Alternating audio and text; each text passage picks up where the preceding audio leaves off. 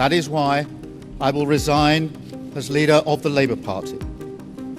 I have spoken to His Majesty the King this morning to inform him of my decision. Ladies and gentlemen, that was Keir Starmer.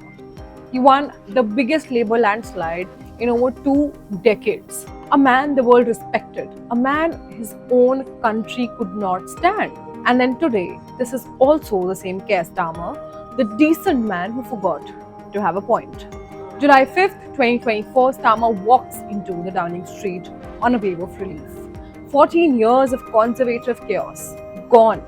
One government had lasted just 49 days and the country was extremely exhausted.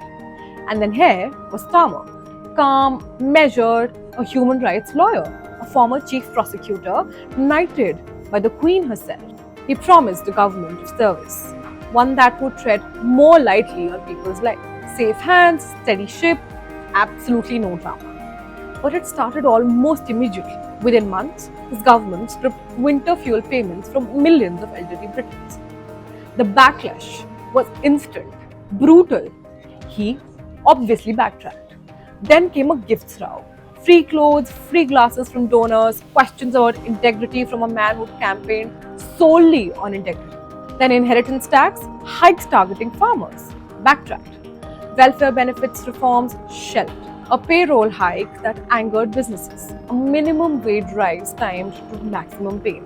U-turn, U-turn, U-turn. Every reversal chipping away at the one thing Starmer had, the idea that he knew what he was doing. Cut to September 2025. Things got personal.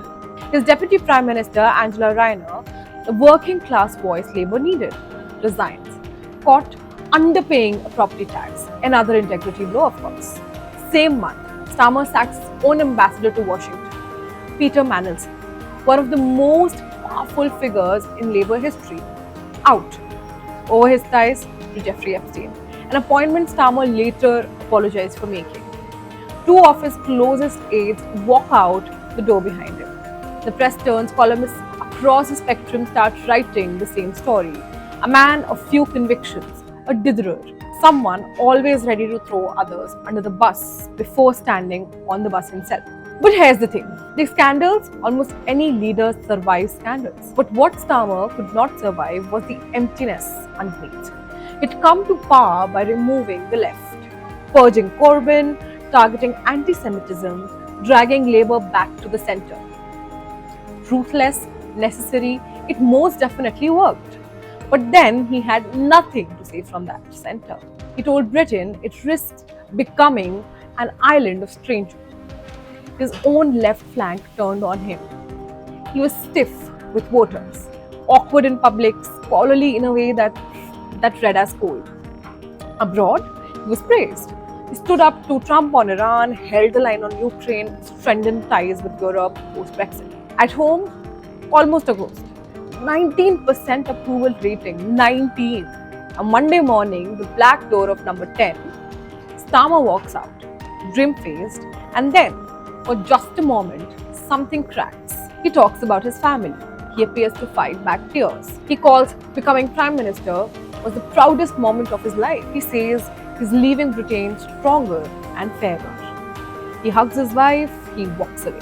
His likely successor is Andy Burnham, the former Greater Manchester mayor.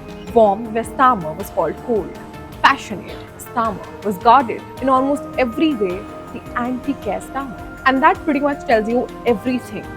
Keir Starmer was not a villain. He wasn't corrupt or he wasn't incompetent in the ordinary sense. He in fact was a man who believed that competence was a vision, but unfortunately it isn't. British politics or any politics is hungry for conviction. For someone who can tell you not just what they're doing, but why what they're doing matters. Starmer most definitely won the election. He just never figured out why he wanted to be there. And that's all from my side. I am Priya Girdhar signing off for Times Now Digital.